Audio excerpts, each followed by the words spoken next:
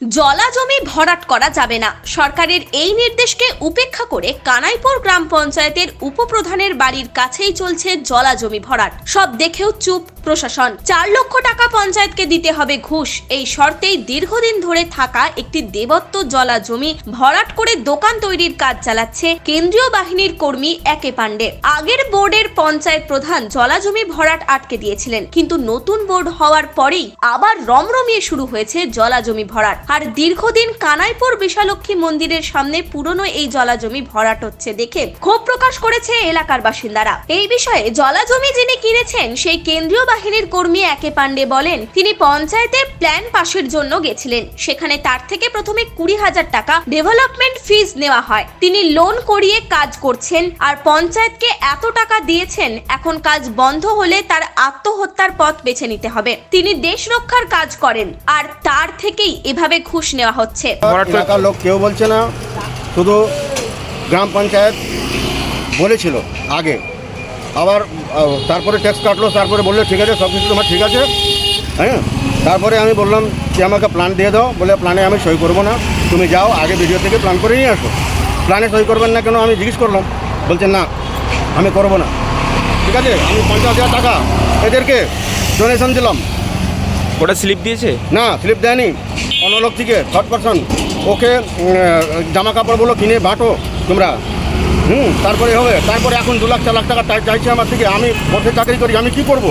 আমি তো মরে আছি। আমি তো লোন দিয়ে টাকা কিনেছি জায়গাটা। আমাকে আগে বলে দিত, আগে বোর্ড লাগিয়ে দিত যে জায়গাটা না বিক্রি হবে না। পঞ্চায়েতের তো উচিত ছিল, যখন ওই ঘেরা করেছিল লোকের ওই জায়গাটা, ও পাশের জায়গাটা দেখো, পাশের জায়গাটা ওই কি দাগ এই বাংলানো হয়েছে সবাই আমার জন্যই হচ্ছে। 18 ফুট জায়গা নিয়েছি। আর মানে এই 2 লাখ 4 লাখ টাকাটা কে চাইছে? হ্যাঁ, 2 লাখ 4 লাখ টাকাটা মুন্নাদা ওই সদস্য ওরাই তো পাটকাচ্ছে, আর কেউ পাটকাচ্ছে না। আর প্রধান বললো, শোনো, ও বললো প্রধানটা বলেছে, সদস্য বলেছে, 5 জন মিলে বলেছে তুমি ওখান থেকে যাও প্ল্যান নিয়ে আসো। আমার কোনো বলতে যাবো না আমরা, কিন্তু আমার রক্ষী।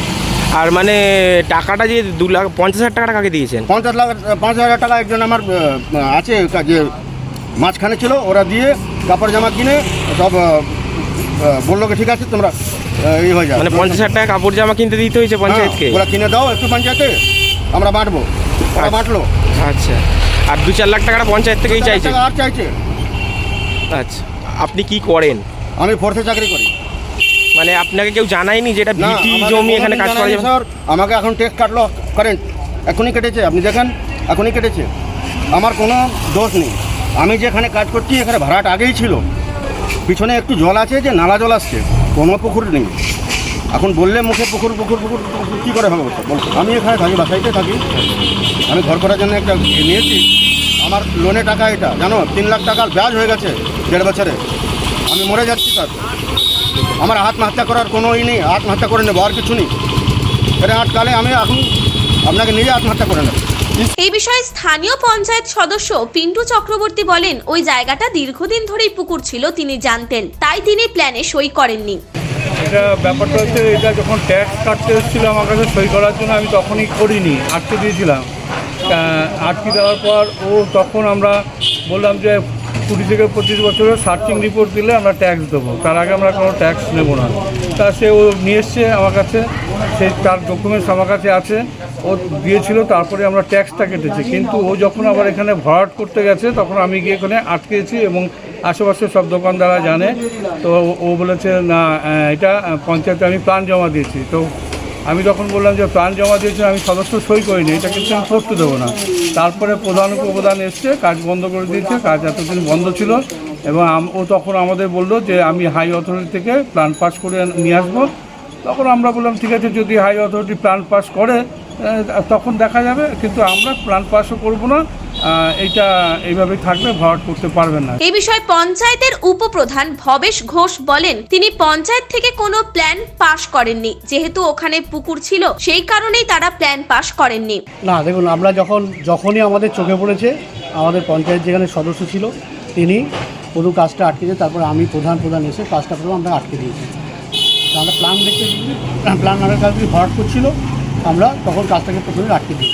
কিন্তু কাজ তো করছে, এখনো কাজ চলছে। আমিও সঙ্গে ওখানে, আমি এখনই সঙ্গে গেলাম, সঙ্গে কাজটা আটকে দিয়েছি, বললো আমার কাছে প্ল্যান আছে। কিন্তু আমরা কানাইপুর গ্রাম পঞ্চায়েতের কোনো প্ল্যান পাস করিনি। আর কানাইপুর গ্রাম পঞ্চায়েতের প্রাক্তন প্রধান আচ্ছেলাল যাদব বলেন, ওই কমিটি দেবত্ব সম্পত্তি, ওখানে নীল পুকুর ছিল, মানুষ নীল পুজোর সময় ওই পুকুরে স্নান করে পুজো করত। এই বিষয়টা তার জানা ছিল বলেই তিনি যখন প্রধান ছিলেন তখন তিনি ওখানে ভরাট করতে দেননি। দেখুন, প্ল্যান স্যাংশন করার অথরিটিতে নিশ্চিতভাবে ভিডিও আছে, যদি ওখান থেকে হয়ে থাকে তাহলে ওটা নিয়ে আমার বলার মতন কোনো জায়গা নেই। কিন্তু হ্যাঁ, এটা ঠিক যে এটা পুকুর ছিল, এটা নীল পুকুর ছিল। নীল পুজো যখন হয় লোকেরা ওখানে স্নান করে দীর্ঘদিন ধরে কানাইপুরের মানুষ ওখানে পুজো করতে। আজকের দিনে কী স্থিতি আছে না দিয়েছে, কিন্তু যখন আমি প্রধান ছিলাম এটা আমার নজরে এসেছিলো, আমি কিন্তু সেই সময় কাজটা বন্ধ করে দিয়েছিলাম। এটা বলেছি এই বেআইনি ভাবে এই জায়গা আপনি খরিদ করেছেন, আপনি কিন্তু ফোর্সে থাকলেও আপনার যদি আইনের জ্ঞান না থাকে তাহলে আমাদের কিছু করার নেই, আমি কিন্তু করতে দিই। এখন ভরাট কীভাবে হচ্ছে যেটা উনি জানেন, এবারে কাকে কী টাকা দিয়েছেন না দিয়েছে, কিন্তু টাকা নিয়ে কোনো জিনিস বেআইনি জিনিস আইনি হয়ে যাবে, এটা কিন্তু আবার বড় বেআইনি। তো আমি এটাকে বা আমরা নিশ্চিতভাবে এটাকে সমর্থন করি না। এই বিষয়ে বিজেপির মণ্ডল সভাপতি রাকেশ রজক বলেন, এটা খুব লজ্জার বিষয় যে একজন দেশের সৈনিকের থেকেও ঘুষ নেওয়া হচ্ছে। খুব দুঃখজনক ঘটনা আর খুব নিন্দনীয়। আমরা এর আগেও দেখেছি স্কুলের যে গাছ কেটে বিক্রি করে দেওয়ার ঘটনা, আর পঞ্চায়েত সঙ্গে সঙ্গে ডিনাই করে দেয়, ওখানে সদস্যই বিক্রি করেছিল। আর এরপর এই সেনার খবর আমরা শুনছি। দেশের সেনা জেগে থাকলে আমরা নিশ্চিন্তে আমরা ঘর সংসার করতে পারি। এই টিএমসি পঞ্চায়েত এটাও ছাড়ছে না। টিএমসি পঞ্চায়েত মানেই দুর্নীতি, চুরি হয়। আর শুনছি 50,000, 2 লাখ, 4 লাখ, এটা একা খাচ্ছে না, এটা এরপর এমএলএ, এমপি, তারপরে কালীঘাটে পৌঁছে যাবে। নিউজ আজ বাংলা, হুগলি।